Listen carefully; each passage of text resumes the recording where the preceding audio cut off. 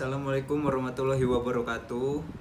Izin memperkenalkan diri, nama saya Yozawira Kesumazab, mahasiswa aktif semester 5 UIN Raden Intan Lampung dengan nomor pokok mahasiswa 1811080293. Di sini saya akan menjelaskan materi tentang respectful dalam konseling multikultural. Respectful berasal dari kata respect yang artinya hormat. Bukan sekedar hormat saja yang dibahas di sini, melainkan lanjutan atau tingkatan setelah dari rasa simpati tersebut. Jadi respect ini bukan sekedar rasa kagum semata atau sekilas saja, tapi rasa respect terhadap orang-orang tertentu muncul dari hati sendiri, bukan karena paksaan orang lain. Nah, di dalam konseling multikultural ini, respectful ini memiliki atau menyoroti 10 faktor yang dipertimbangkan konselor dalam menangani klien multikultural tersebut. Nah, dari panjang respectful ini ada yang pertama R, religion atau spiritual identity, yaitu religius, yaitu tentang agama yang dianut atau kepercayaan yang dianut oleh seseorang. Yang kedua E, economic class background atau latar belakang kelas ekonomi. Jadi semakin tinggi latar belakang kelas ekonomi seseorang, maka semakin mudah kita untuk memahami apa yang dimaksud karena pendidikan yang sudah mendukung klien tersebut.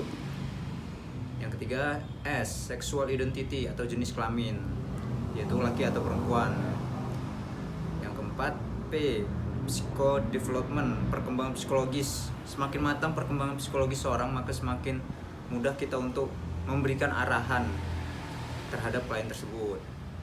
E, etis atau identitas rasial, yaitu golongan atau berasal dari negara mana klien tersebut.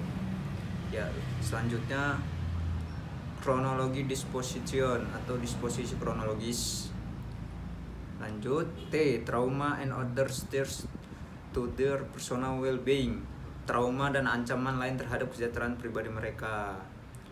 Dalam hal ini, trauma dan ancaman lain itu dapat mengganggu kelanjutan atau kelangsungan konseling tersebut, dimana apabila sudah tarafnya di atas trauma itu sangat susah atau ya bisa dilanjutkan namun agak sulit diselesaikan. Family story atau sejarah keluarga ini berperan besar sekali karena keluarga tempat pendidikan pertama anak atau klien tersebut mendapatkan. Unik physical karakteristik, keunikan karakteristik psikis, yaitu kematangan dari psikologi itu memiliki keunikan-keunikan sendiri karena setiap individu tidak memiliki kesamaan yang sama, pasti memiliki perbedaan.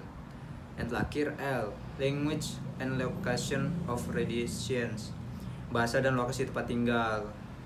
Nah, dimana kita tidak bisa mengukur rata antara bahasa satu dengan bahasa yang lainnya dalam menangani konseling multikultural ini. Jadi konselor juga dituntut untuk dapat menguasai beberapa bahasa, ya minimal kultur budaya, agar kita tidak salah menanggapi. Nah, bagaimana menghargai atau respect diri sendiri dan orang lain? Kan ada pepatah itu, jangan mau digitukan kalau kamu tidak mau melakukan orang tersebut dengan hal itu. Nah, jadi kita hargai orang apabila kita mau dihargai. Yang pertama itu caranya dapat kita lakukan yaitu dengan menerima diri apa adanya, karena kita bersyukur karena masih ada orang yang lebih susah dari kita. Banyak juga orang yang anggota tubuhnya tidak lengkap atau anak berkebutuhan khusus.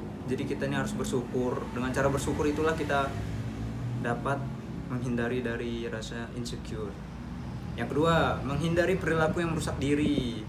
Tanpa disadari kita sering melakukan sesuatu yang merusak diri untuk disukai oleh orang lain. Jadilah diri sendiri. Lebih baik dibenci karena diri sendiri daripada dicintai menjadi orang lain. Yang ketiga, memupuk rasa malu. Nah, rasa malu ini ya wajar dalam bersosial, tapi ada porsinya sendiri. Jangan malu-malu tapi menyakiti diri sendiri atau istilahnya nggak enakan. Yang keempat, menjaga nama baik. Nah, di mana bumi dipijak, disitulah langit dijunjung. Jadi kita harus menjaga nama baik kita dan orang lain juga. Jadi ya seperti menyimpan aib seseorang jika kita mengetahui aib itu. Menjaga perilaku tetap baik, yang menghargai norma-norma. Seperti kita mau dihargai, kita juga harus menghargai orang lain dahulu. Minimal menghargai diri sendiri dulu. Yang keenam, kenali diri sendiri.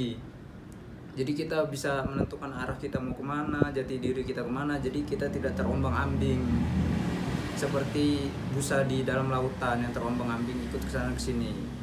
Yang ketujuh, menghargai diri sebagai ciptaan Tuhan. Ya sama seperti menghargai diri sendiri dan rasa bersyukur itu. Sadari bahwa kita ini unik dengan cara menggali hobi kita, mengenal perilaku dan kemampuan kita. Nah, berarti respectful ini dapat kita simpulkan itu menghargai orang lain secara sepenuhnya, tapi itu dilakukan dari hati sendiri, tidak dalam paksaan orang lain gitu. Baiklah, yang terakhir ini kita prinsip membina hubungan dengan orang lain maupun diri sendiri. Dalam bersosialisasi kita harus juga mengerti etika agar kita dapat menjaga perasaan diri sendiri dan perasaan orang lain.